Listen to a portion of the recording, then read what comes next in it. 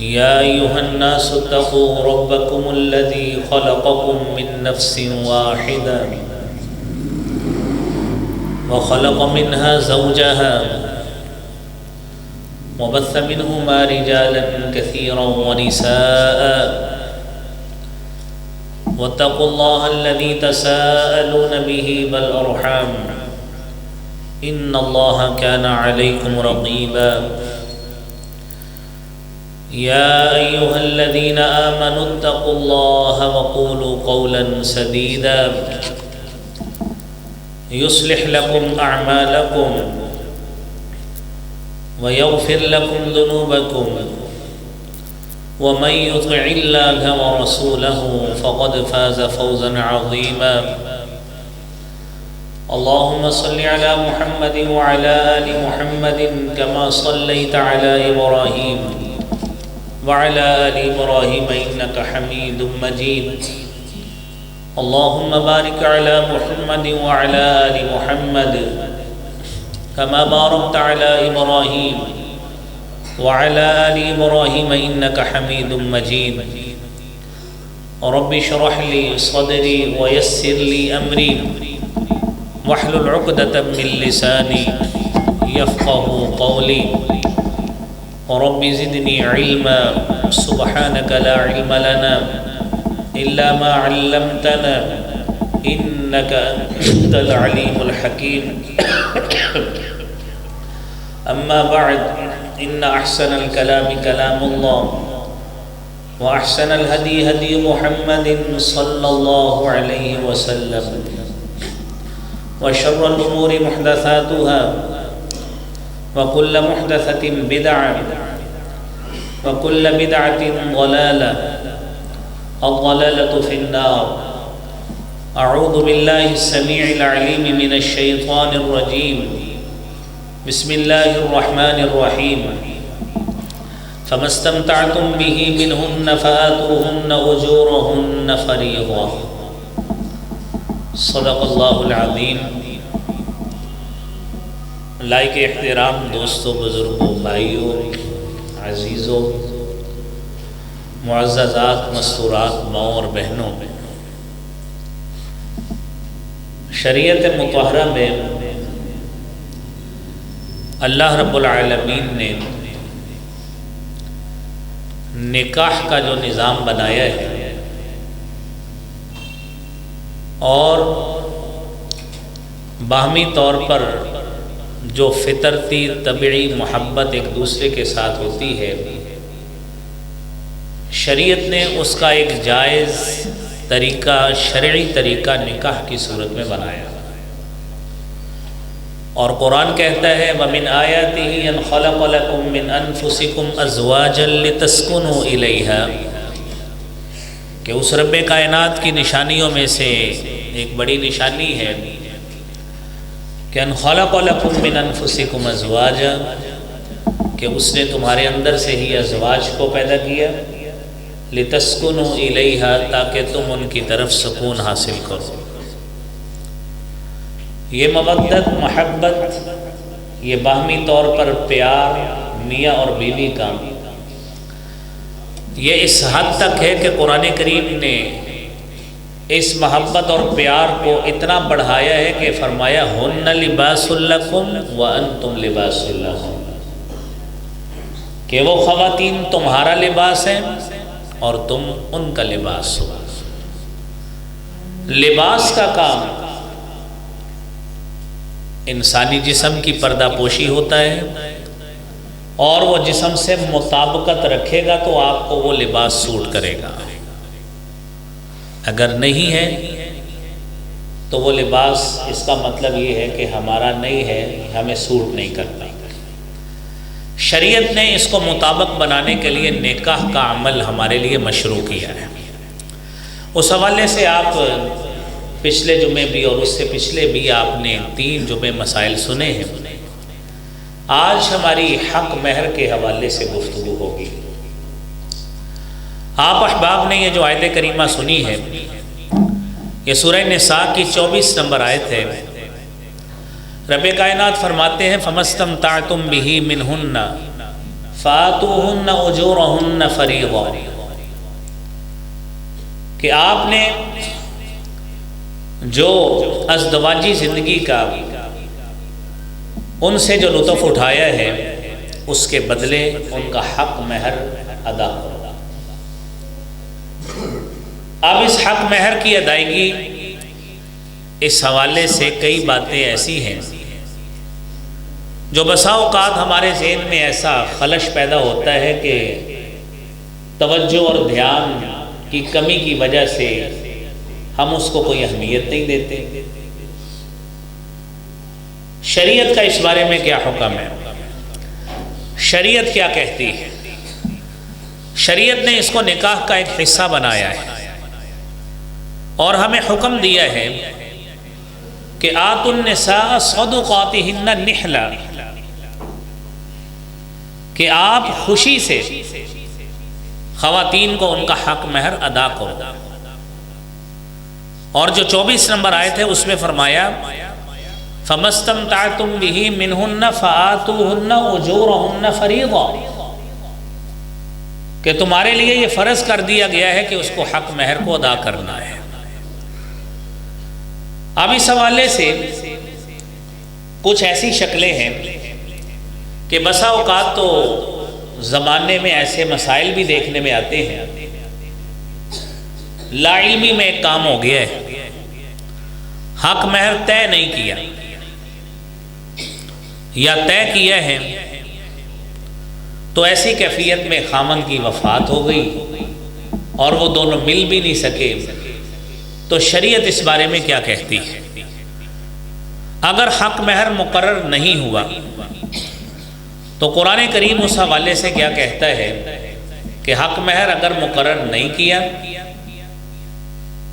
تو کیفیت یہ ہے لا جناح علیکم ان طلقتم النساء ما لم تمسوهن او تفرضوا لهن فریضا ومتعوهن على الموسع قدره وعلى المقتر قدره متاعا بالمعروف حقا على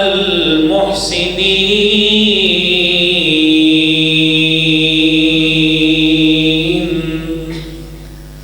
خامن نے طلاق دے دی، ابھی دونوں ملے نہیں ہیں، تو کیفیت یہ ہے، شریعت کہتی ہے حق مہر مقرر نہیں کیا، اب آپ کو اللہ نے وسعت دی ہے علی الموسع قدرہ وعلی المقتر قدرہ، آپ کا اس سے نباہ نہیں ہو سکتا تھا، آپ نے طلاق دے دی، آپ کے جتنے وسائل ہیں وسائل کو مد نظر رکھتے ہوئے علی الموسع قدرہ، جتنا آپ کے اندر خوش بالی کے ساتھ خوش دلی کے ساتھ اس خاتون کو فائدہ دے، مالی معاونت اس کی کریں، آپ نے اس کو رکھا نہیں، پیسے اس کو دیں کیونکہ آپ نے اس سے طے نہیں ابھی کیے تھے، طے نہیں کیے تو علی الموسع قدر آپ اس کو دیں۔ ہمارے پاس اگر کروڑوں روپیہ ہے تو اس میں سے اگر کچھ خاتون کو جس کو لے کے آئے ہیں اس کو کچھ دے دے تو کوئی حرج نہیں ہو سکتا، یہ قرآن کا حکم ہے۔ لیکن اگر کیفیت یہ ہے کہ حق مہر مقرر کیا ہے، حق مہر مقرر کیا تو ابھی میاں بیوی کی دونوں کی مجامعت نہیں ہوئی تو اس سے پہلے ہی طلاق دے دی، لیکن حق مہر مقرر کیا ہے، تو اس صورت میں کیا ہے وَإِن طَلَّقْتُمُوهُنَّ مِن قَبْلِ أَن تَمَسُّوهُنَّ وَقَدْ فَرَضْتُمْ لَهُنَّ فَرِيضَةً فَنِصْفُ مَا فَرَضْتُمْ إِلَّا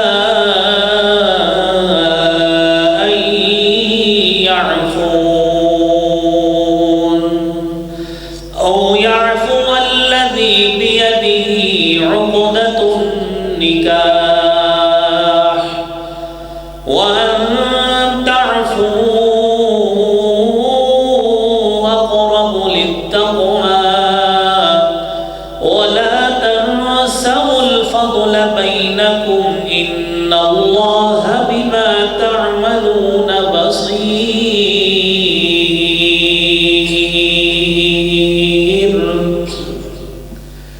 طلاق دے دی، وقد فرضتم لہن فریضہ، مہر مقرر کیا تھا، فنصف ما فرضتم، تو جتنا مہر مقرر کیا تھا اب اس کا آدھا حق مہر اس خاتون کو ادا کرنا پڑے گا۔ خاتون کو مرد نے دینا ہے، مرد نے ادا کرنا ہے۔ ہاں اگر خلوت نصیب ہو جاتی تو پھر پورا حق مہر اس کو ادا کرنا تھا۔ اب اس کے بعد میرے بھائیوں اگلی بات یہ ہے کہ حق مہر ہونا کتنا چاہیے، بڑی اہم بات۔ ہمارے معاشرے میں یہ ہے، آپ دیکھیے قرآن کریم تو کہتا ہے وَآتَيْتُمْ إِحْدَاهُنَّ قِنْطَارًا، آپ نے اس کو خزانہ بھی دیا ہو تو دے سکتے ہیں، آپ اس کے نام گاڑیاں لگوا دیں، کوٹھی بنگلہ لگوا دیں، یہ آپ کی حیثیت اور ہمت ہے، کر دیں، لگوا سکتے ہیں۔ لیکن یہ بات ذہن میں رکھیے کہ شادی پہ کتنے پیسے لگے جی، یہ ہم نے فلاں ہوٹل بک کرایا ہے، یہ فلاں کمپنی کی گاڑی پہ ہم نے دلہے کو بٹھا کے لے جانا ہے، کتنے پیسے لگیں گے؟ 1 گھنٹے کا 35,000 روپے ہے، ٹھیک ہے۔ کہاں پہ کھانا کھلا رہے ہیں؟ فلاں جگہ پہ، ہم نے مہندی فلاں جگہ پہ کی ہے، کتنے پیسے لگیں گے؟ اتنے لاکھ اور کروڑوں لگیں گے۔ حق مہر کتنا دیا ہے؟ 5,000 روپے۔ شرم سے ڈوب مر جانا چاہیے کہ جس خاتون کے لیے، جس کے لیے اب سارا کچھ کر رہے ہیں، اس کو دینے کے لیے سارا ہاتھ تنگ ہو گیا ہے، لاکھوں لگا لیے، کروڑوں لگا لیے، لیکن خاتون کو حق مہر دینے کے لیے اندر شیطانیت اتنی بستی ہے کہ پتہ نہیں اس نے بسنا بھی ہے کہ نہیں بسنا، اپنی تو انجوائمنٹ پیسے کے لحاظ سے شو آف، لوگوں کو دکھائے ہمارے پاس کتنا پیسہ ہے۔ آپ نے ہوٹل بھی دکھا لیے لوگوں کو، ہم یہاں پہ کر سکتے ہیں، دکھا لیے۔ آپ نے گاڑیاں بھی دکھا لی، مہمانوں کی ہزاروں میں گیدرنگ کر کے بھی دکھا لیا۔ جس خاتون کو لے کے آئے ہیں اس کو حق مہر بھی اتنا دے دیتے تاکہ اس کا بھی کچھ بھرم رہ جاتا۔ لیکن آپ دیکھیے شریعت نے ہمارے لیے کتنے سادگی کے پہلو رکھے۔ یہ تو اس کے لیے بات کی ہے کہ جس نے پیسہ لوگوں کو دکھانا ہے، اپنی برادری میں لوگوں کو دکھانا ہے، دیکھیں ہمارے پاس کتنا مال ہے، پھر اس خاتون کو بھی اتنا مال دیں۔ شریعت نے تو اتنا آسان کام کیا ہے۔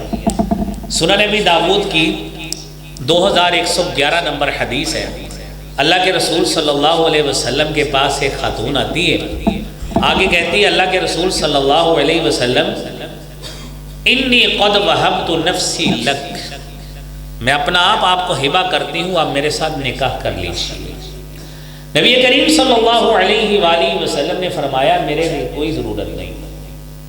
پاس ایک لمبے قد کا ایک شخص کھڑا تھا، اللہ کے رسول اگر آپ کو ضرورت نہیں ہے میرے ساتھ کر دیجیے۔ اب آسان نکاح کا یہ طریقہ سنیے، میرے ساتھ کر دیجیے۔ رسالت مآب صلی اللہ علیہ وآلہ وسلم فرمانے لگے، آپ نے فرمایا حل عندک من شیء تصدقها ایاہ، کیا ہے تیرے پاس جو حق مہر کے طور پہ دو گے؟ کہنے لگا لیس عندی شیء الا ازاری ھذا، میرے پاس تو سوائے ایک چادر کے اور کچھ بھی نہیں۔ فرمایا جاؤ التمس ولو خاتما من ذهب، جاؤ گھر جا کے تلاش کرو، تلاش کر کے آگیا کہتا یہی چادر ہے۔ فرمایا جاؤ لوہے کی انگوٹھی ملتی ہے وہی لے آؤ، وہ تلاش کرنے چلا گیا، کہتا ہے جی اللہ کے رسول صلی اللہ علیہ وسلم وہ بھی نہیں مل سکی، یہ لوہے کی انگوٹھی بھی نہیں مل سکی۔ حبیب کبریا جناب محمد الرسول اللہ صلی اللہ علیہ وآلہ وسلم نے فرمایا حل معک من القرآن شیء، کیا قرآن تیرے پاس موجود ہے؟ کہنے لگا اللہ کے رسول صلی اللہ علیہ وسلم جی ہاں یہ صورتیں یاد ہیں، اور دوسری حدیث میں آتا ہے اس نے 20 صورتیں بتائیں۔ آپ صلی اللہ علیہ وسلم نے فرمایا قد زوجتکھا بما معک من القرآن، اس خاتون کے ساتھ میں تیرا نکاح کر رہا ہوں اس صورتوں کے عوض جو تجھے یاد ہے، یہی صورتیں اس کو یاد کروا دیجیے۔ یہ رسالت مآب صلی اللہ علیہ وآلہ وسلم نے یہ سستا ترین نکاح کر کے بھی ہمیں بتا دی۔ اب آپ صلی اللہ علیہ وسلم نے اپنی ازواج مطہرات کے ساتھ نکاح کیا ہے، ان کو آپ نے کیا دیا؟ اب یہ مختلف روایات ہے۔ سیدہ خدیجہ رضی اللہ تعالی عنہا کے لیے آپ نے 20 اونٹ دیے۔ اب ایک اونٹ کی قیمت آپ رفلی لگائیں، ذرا 2 لاکھ بھی لگائیں تو 24 لاکھ روپیہ بن جائے گا۔ 24 لاکھ روپیہ، بلکہ 48 لاکھ بن جاتا ہے۔ 20 اونٹ 48 لاکھ روپیہ بن جاتا ہے۔ مزید دیکھیے، حضرت ابو سلمہ رضی اللہ تعالی عنہ وہ کہتے ہیں سئلت عائشہ، سید عائشہ صدیقہ رضی اللہ تعالی عنہا سے سوال کیا گیا، کم کان صداق رسول اللہ صلی اللہ علیہ وسلم، اللہ کے رسول صلی اللہ علیہ وسلم کا حق مہر کتنا تھا؟ ام المومنین سیدہ عائشہ سے پوچھ رہے ہیں، تو کہنے لگی کان صداق 12 اوقیۃ ونشا، آپ کا حق مہر 12 اوقیہ تھا، وہ نشن اور ایک نش تھا۔ ساتھ ہی پوچھتی ہیں تدری من نش، جانتے ہو نش کیا ہوتا ہے؟ صحابی کہتے ہیں اللہ کے امی جان نہیں، مجھے علم نہیں ہے یہ نش کیا ہوتا ہے۔ کہنے لگی نصف اوقیہ، یہ نصف اوقیہ ہوتا ہے، تو یہ ٹوٹل ملا کے اگر 12 اوقیہ بنے ہیں نا، 12 اوقیہ، تو ایک اوقیہ میں 40 درہم ہوتے ہیں۔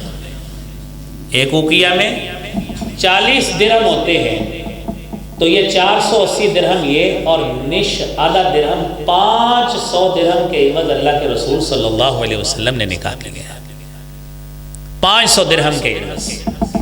اب آپ سوچتے جائیے کہ حق مہر کے نام پہ ہم سارا کچھ کرتے۔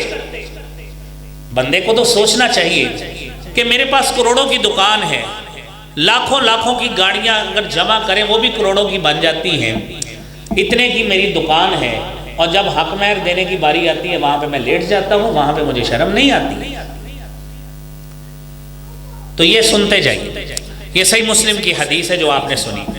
اس کے بعد سیدہ ام حبیبہ رضی اللہ تعالی عنہا، نبی کریم صلی اللہ علیہ وسلم کی زوجہ مطہرہ، انہا کانت تحت عبید اللہ بن جحش، حضرت عبید اللہ بن جحش کی یہ خاتون تھی، ان کی بیوی تھی، وہ حبشہ کے مقام پہ وفات پا گئے۔ فزوجہ النجاشی النبی صلی اللہ علیہ وسلم، نجاشی نے سیدہ ام حبیبہ کا نکاح نبی کریم صلی اللہ علیہ وسلم کے ساتھ کر دیا۔ وَأَمْهَرَهَا عَنْهُ 4,000، 4000 درہم اس کا حق مہر رکھا۔ وَبَعَثَ بِهَا إِلَى رَسُولِ اللَّهِ صلی اللہ علیہ وسلم مع شرحبیل بن حسنہ، اور شرحبیل بن حسنہ کے ساتھ اس کو نبی صلی اللہ علیہ وسلم کی طرف روانہ کر دیا۔ 4000 درہم اس کو حق مہر دیا۔ یہ سنن ابی داؤد کی 2107 نمبر حدیث ہے۔ اور سنیے، سیدنا عمر رضی اللہ تعالی عنہ وہ تو فرماتے ہیں کہ نبی کریم صلی اللہ علیہ وسلم نے فرمایا خیر النکاح ایسر، بہترین نکاح وہ ہوتا ہے جو آسان نکاح ہوتا ہے۔ آسان ترین نکاح بتا دیا کہ وہ اکیلا صحابی تھا، اس کے ساتھ بارات کا جم گٹھا نہیں تھا، فیملی برادری کے لوگ نہیں تھے۔ اللہ کے رسول صلی اللہ علیہ وسلم نے اس کو قرآن کریم کی صورتیں سکھانے کا ہی حکم دے کے کہا تیرا یہی حق ہے، ہم سینکڑوں لوگوں کو لے کر جائیں اور 20 گاڑیاں بھر کے لے کے جائیں، اچھے سے اچھا ہوٹل بک کروائیں اور اچھے سے اچھی اس میں کھانے کی ڈشز بھی تیار کروائیں، اچھے سے اچھا سامان تیار کروائیں، اور حق مہر کے جب باری ہے وہاں پہ نیچے بیٹھیں، قطعاً انسانیت نہیں ہے۔ اگر آسان کی طرف جانا ہے، حق مہر اکیلا آسان نہیں، سارا نکاح آسان کیجیے، سارا نکاح آسان کیجیے۔ اور ایک اور نکاح آسان سنیے، حضرت ابو طلحہ رضی اللہ تعالی عنہ، حضرت انس بیان کرتے ہیں، سنن نسائی کی 3342 نمبر حدیث ہے، تزوج ابو طلحہ ام سلیم، ابو طلحہ نے ام سلیم رضی اللہ تعالی عنہا سے نکاح کیا۔ فکان صداق ما بینہما الاسلام، دونوں میں حق مہر اسلام کی قبولیت ٹھہرا۔ کیسا؟ حدیث میں آتا ہے اسلمت ام سلیم قبل ابی طلحہ، ابو طلحہ سے قبل ام سلیم مسلمان ہو گئی، اس کو نکاح کا پیغام بھیجا ابو طلحہ نے۔ ام سلیم کہتی ہے اگر میرے ساتھ نکاح کرنا چاہتے ہو مسلمان ہو جاؤ، اور فاسلم، ابو طلحہ مسلمان ہو گئے۔ فکان صداق ما بینہما، یہی اسلام ان دونوں کے درمیان حق میں ٹھہرا۔ یہ آسان ترین نکاح یہ بھی ہوتا ہے، یہ بھی آسان ترین نکاح ہوتا ہے۔ حق مہر ایسے بھی دیا جاتا ہے کہ آپ خاتون بیوی کو یہ بھی کہہ سکتی، خاتون اپنے مرد کو یہ بھی کہہ سکتی ہے کہ میں آپ سے نکاح اس شرط پہ کروں گی 5 وقت کے نمازی بن جاؤ۔ خاتون یہ بھی کہہ سکتی ہے میں آپ سے نکاح اس شرط پہ کروں گی کہ آپ اپنے چہرے کو سنت کے مطابق سجا لو، یہی حق مہر ہے۔ میں اس شرط پہ آپ کے ساتھ شادی کروں گی، آپ قرآن کریم کو حفظ کرو گے۔ میں اس شرط پہ آپ کے ساتھ شادی کروں گی جب ہی وسائل آئیں گے پہلی مرتبہ آپ ہمیں عمرہ کر لیں گے، حج کر لیں گے، یہ بھی شرط ہو سکتی ہے۔ یہ میاں بیوی کے مابین دونوں کی باتیں ہیں۔ تو میرے بھائیوں، یہ وہ باتیں آپ نے سماعت فرمائی۔ اب یہ ایک اور بڑی اہم بات آپ نے سننی، یہ جو آپ آج تک سنتے ہیں شرعی حق میں، آپ تصور کریں مسلمان تیری غیرت کہاں پہ چلی جاتی ہے۔ نکاح کرنا ہے مسجد میں، یہ ایک عجیب و غریب ہم نے ڈھکوسلے اور طریقے بنائے ہیں۔ نکاح مسجد میں، اور اس کے بعد ساری کی ساری خرافات، رواج، رسم، برادری، قبیلے کے نام پہ اسی طرح ہی جاری رہیں گی، لیکن نکاح مسجد میں کرائیں گے، وہ بھی باہر جا کے کروا لیتے، جو کنجر خانہ باہر کیا وہ بھی وہاں پہ نکاح بھی ہو جاتا۔ لیکن حق مہر دینے کی باری آتی ہے، لکھے جی شرعی حق مہر۔ یہ جو میں نے 20 اونٹ بتائے ہیں وہ شریعت کا حصہ نہیں ہے۔ یہ جو 4000 درہم سنے یہ شریعت کا حصہ نہیں ہے۔ یہ 500 درہم سنے یہ شریعت کا حصہ نہیں ہے، یہ سارے شریعت کا حصہ ہے۔ اب آپ کو بتاتے ہیں یہ 32.25 روپے کیا ہوتے ہیں۔ ہندوستان کے اندر مختلف خاندانوں نے حکومت کی ہے۔ خاندان غلامہ نے حکومت کی، خاندان خلجی نے حکومت کی، خاندان دلی نے حکومت کی، خاندان مغلیہ نے، خاندان زنگی نے، تغلق خاندان نے، یہ سب نے حکومتیں کی، سینکڑوں سال حکومتیں رہی ہیں ان کی۔ اور جب خاندان مغلیہ کی باری آئی، مغلیہ خاندان میں ایک بادشاہ ہوتا تھا شاہ جہان۔ شاہ جہان کے بعد آیا اورنگزیب عالمگیر، جس نے لاہور کی بادشاہی مسجد تعمیر کروائی۔ شاہ جہان نے دلی کے اندر جو شاہی مسجد ہے اس نے وہ تعمیر کروائی۔ اب شاہ جہان کے بعد اورنگزیب عالمگیر آیا ہے، 1658 سے لے کر 1707 تک اس کی حکومت رہی اورنگزیب عالمگیر۔ اس نے برِ صغیر کے 500 حنفی علماء کو اکٹھا کیا اور ایک فتاویٰ ترتیب دیا جس کو فتاویٰ عالمگیری کہتے ہیں۔ فتاویٰ عالمگیری کہتے ہیں، اور اس میں اس وقت کے مطابق اس نے ہندوستانی جو روپیہ کرنسی تھی اس وقت یہ بڑی اس کی ویٹیج تھی، اس کی بڑی ویلیو تھی، بڑی ورتھ تھی۔ آپ ماشاءاللہ کاروباری لوگ ہیں، ادھر بیٹھ کے حساب لگا لینا ذرا ابھی کہ اس وقت، یہ تاریخ کا حصہ ہے یہ بات، ایک ہندوستانی روپے کے برطانیہ کے 60 پاؤنڈ آتے تھے۔ ایک ہندوستانی روپے کے برطانیہ کے 60 پاؤنڈ آتے تھے۔ آج پاؤنڈ ہے 274 روپے کا، برطانوی پاؤنڈ 274 روپے کا ہے۔ اس کو پہلے 60 سے ضرب دیں، جو جواب آئے گا وہ 1 روپیہ ہوگا۔ 274 کو آپ ضرب دیجئے گا، جو جواب آئے وہ آپ کا 1 روپیہ ہوگا۔ 60 سے ضرب دے 1 روپیہ، 32 سوا 32 سے ضرب دے، دیکھنا کتنے لاکھ بنتے ہیں۔ اب دیجئے 32 پہ عمل کرتے ہوئے یہ حق مہر دیجئے۔ یہ عوام کو الو اور پاگل بنایا ہوا ہے ان لوگوں نے کہ جب سارے معاملات اپنے طور پہ کیے، ساری دنیا کے معاملات اپنے طور پہ کیے، حتیٰ کہ ہم دین کے نام پہ نعوذ باللہ یہ بھی ڈھکوسلے کرنے کے لیے تیار ہوتے ہیں۔ ایسے ایسے کیس سامنے آتے ہیں کہ یار خاتون ہمارا بڑا دیندار گھرانہ ہے، یہ دیندار گھرانوں کے بھی قصے سن لیجیے. ہم بڑے شریعت کے پابند ہیں. ہمارا خاندان بڑا علمی خاندان ہے، اور علمی خاندان ایک تو شادیوں پہ جا کے جب ان کا پردہ کھل جاتا ہے نا، پھر پتہ لگتا ہے شریعت کتنی ان کے اندر موجود ہے. پھر کہتے ہیں شادیوں پہ ایسے ہو ہی جاتا ہے.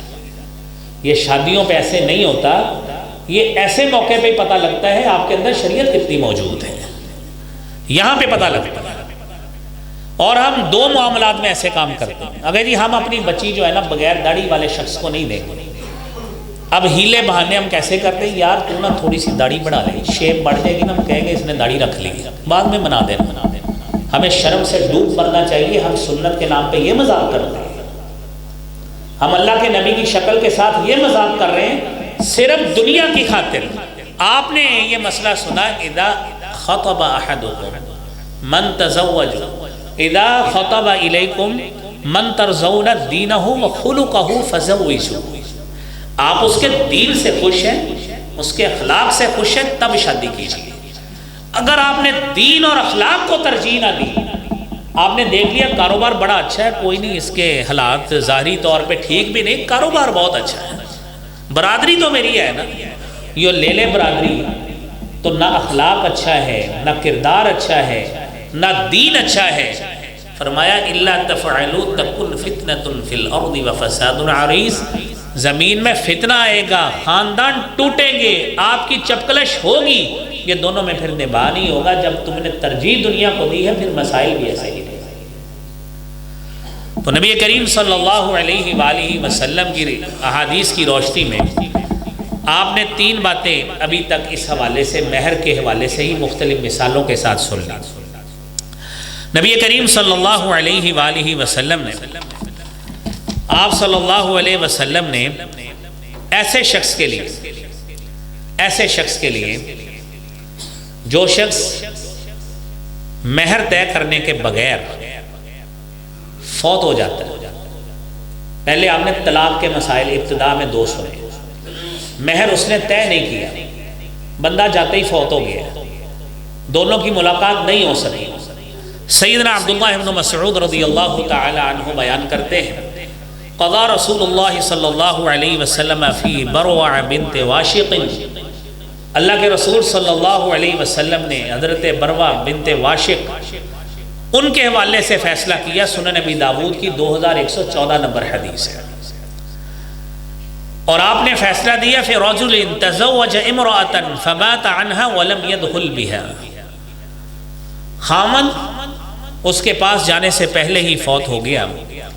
وَلَمْ يَفْرِضْ لَهَا الصِّدَاقِ، اور اس کے لیے حق مہر مقرر نہیں کیا.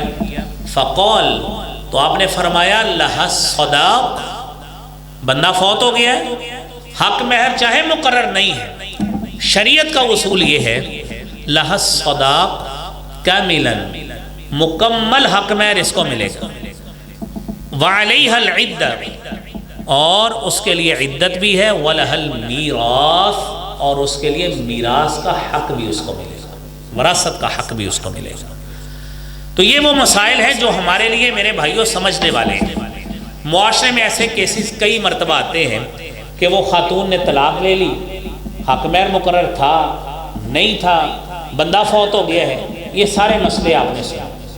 اب اس کے بعد ولی کے حوالے سے 2-3 احادیث سنیے. رسول کریم صلی اللہ علیہ وآلہ وسلم نے فرمایا لا نکاح الا بولی، ولی کے بغیر نکاح نہیں ہوتا. کوئی خاتون اپنی مرضی سے کسی کو تلاش کر کے خود اس کا نکاح، اپنا نکاح نہیں کر سکتی. اور آپ نے تو یہاں تک فرمایا، جامع ترمذی کی 1102 نمبر حدیث ہے، فرمایا ایوبا امرأۃ، ایسی خاتون نکحت بغیر اذن ولیہا، جس نے اپنے ولی کے بغیر نکاح کیا، فنکاحها باطل فنکاحها باطل فنکاحها باطل، اس کا نکاح باطل ہے، اس کا نکاح باطل ہے، اس کا نکاح باطل ہے، اس کا نکاح کوئی سنت کے مطابق نہیں، کوئی نکاح نہیں جس نے ولی کے بغیر نکاح کیا. اور یہاں پہ ساتھ یہ بات بھی ذہن میں رکھیے، شریعت مطہرہ نے کچھ والدین کے لیے بھی آداب بتائے، اور بتایا ام المومنین سیدہ عائشہ صدیقہ رضی اللہ تعالی عنہ، حضرت عبداللہ ابن عباس رضی اللہ تعالی عنہما بیان کرتے ہیں الأیم احق بنفسها من ولیها والبکر تستأذن فی نفسها وإذنها صمتها۔ صحیح مسلم کی 3476 نمبر حدیث ہے، ایسی خاتون جس کا خامن نہیں ہے، وہ بیوہ ہے یا مطلقہ ہے، وہ اس سے اس کا باپ، اس کا بڑا باپ نہیں ہے، دادا موجود ہے نہیں ہے، بھائی موجود ہے، وہ اس کا ولی بنے گا۔ اب اس سے تستأمر، اس سے پوچھا جائے گا۔ جو خاتون مطلقہ ہے، بیوہ ہے، وہ اپنی زبان سے بول دے گی کہ میں اس سے نکاح کرانا چاہتی ہوں یا نہیں چاہتی۔ فرمایا والبکر تستأمر وتستأذن، اور اس سے بھی اجازت طلب کی جائے گی جو کنواری خاتون ہے۔ وَإِذْنُهَا صَمَاتُهَا، اگر وہ خاموش رہے تو اس کی خاموشی کو اس کی رضا سمجھا جائے گا۔ یہ والدین کو چاہیے کہ گھروں کو ٹوٹنے سے بچانے کے لیے شریعت کے اس اہم تعلیم پر عمل کرنے کی کوشش کریں۔ اور یہاں پہ قرآن کریم کی آیت کو بھی سمجھیے، 232 نمبر آیت ہے سورہ البقرہ۔ وَإِذَا طَلَّقْتُمُ النِّسَاءَ فَبَلَغْنَ أَجَلَهُنَّ فَلَا تَعْضُلُوهُنَّ أَن يَنكِحْنَ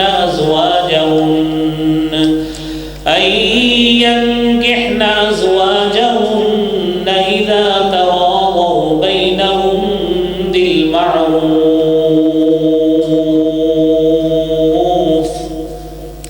حضرت معقل بن یسار رضی اللہ تعالی کہتے ہیں میں نے اپنی بہن کا نکاح جو ہے نا اپنے کزن کے ساتھ کر دیا، پیغام اور بھی آیا تھا لیکن میں نے کزن کو ترجیح دی،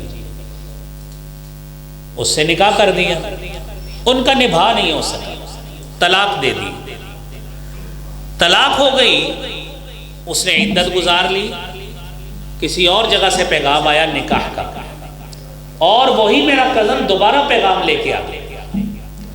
میں نے کہا کہ اب تو کبھی تجھ سے نکاح نہیں کروں گا، تو نے پہلے میرا کون سا بھرم رکھا ہے؟ تو اللہ رب العالمین نے آیت نازل کر دی وَإِذَا طَلَّقْتُمُ النِّسَاءَ، خواتین کو اگر طلاق ہو جائے تم طلاق دے دو، وہ اپنی عدت کو پہنچ جائیں، عدت پوری کر لیں، فَلَا تَعْضُلُوهُنَّ أَن يَنكِحْنَ أَزْوَاجَهُنَّ إِذَا تَرَاضَوْا بَيْنَهُم بِالْمَعْرُوفِ۔ مطلقہ ہے اور وہ مشورہ دے سکتی ہے اپنے نکاح کے حوالے سے، تو اجازت شریعت نے دے دی، اگر وہ باہمی طور پر میاں بیوی راضی ہو جاتے ہیں دوبارہ نکاح کرنے کے لیے، لا تعذلوہن، ان کے اندر رکاوٹ نہ بنے، ان کے اندر رکاوٹ نہ بنے۔ ممکن ہے کوئی ایک آدھا بچہ بھی اگر ہے تو اس کا بھلا ہو جائے گا کہ دوبارہ وہ اپنے والدین کے پاس، ماں اور باپ کے پاس اسی طرح ہی رہ لیں گے۔ اور اس میں دیکھیں کتنی حکمت ہے۔ اور آخری دو باتیں کہ اجازت کے بغیر نکاح، مرضی کے بغیر نکاح اگر ہوا ہے تو خاتون کو حق ہے وہ منسوخ بھی کرا سکتی ہے۔ سیدہ خنسا انصاریہ رضی اللہ تعالی عنہا بیان کرتی ہے ان اباها زوجها وهي ثیب، اس کے باپ نے اس کا نکاح کر دیا، وہ سیبہ تھی، یعنی شوہر دیدہ تھی، پہلے شوہر وہ گزار چکی تھی۔ فَكَرِهَتْ ذَلِكَ، خنسا کو یہ نکاح دوسرا پسند نہیں تھا۔ فَأَتَتْ رسول اللہ صلی اللہ علیہ وسلم، وہ آئی اور آ کے کہنے لگی اللہ کے رسول صلی اللہ علیہ وسلم، میں اس نئے خامن سے جسے باپ میرا کر رہے ہیں میں نہیں نکاح کرانا چاہتی۔ فَرَدَّ نِكَاحَهَا، نبی کریم صلی اللہ علیہ وسلم نے اس کے نکاح کو ختم کر دیا، نہیں کرنے دیا۔ یہ باہمی طور پر میاں اور بیوی جنہوں نے بننا ہے اصل میں بسنا انہوں نے ہے، لہذا اس حوالے سے والدین، ماں یا باپ، بڑی بہن ہے، بڑا بھائی ہے، گھروں میں 100 طریقے ہوتے ہیں مشورہ لینے کے، خاتون کی رضامندی کو جانچنے کے، لہذا اس طرح مشورہ کر کے اگر نکاح کیا جائے تو تو ولی کی جو اللہ رب العالمین کی طرف سے ذمہ داریاں ہیں وہ بھی پوری ہوگی، اور جو دوسرا مسئلہ آپ نے حق مہر کا سنا ہے وہ ساری باتیں آپ نے سمجھ لی ہیں۔ چھوٹے چھوٹے مسئلے تھے، سمجھانے کی کوشش کی ہے کہ 2 3 احادیث آپ سنیں، آپ کو یہ بات سمجھ آئے کہ ہماری شریعت کا اصل میسیج اس حوالے سے کیا ہے۔ جو باتیں آپ نے سنی، میں نے سنائی، اللہ کریم ہمیں سن کر سمجھ کر معاشرے میں عمل کرنے کی توفیق عطا فرمائے۔ وآخر دعوانا الحمدللہ رب العالمین۔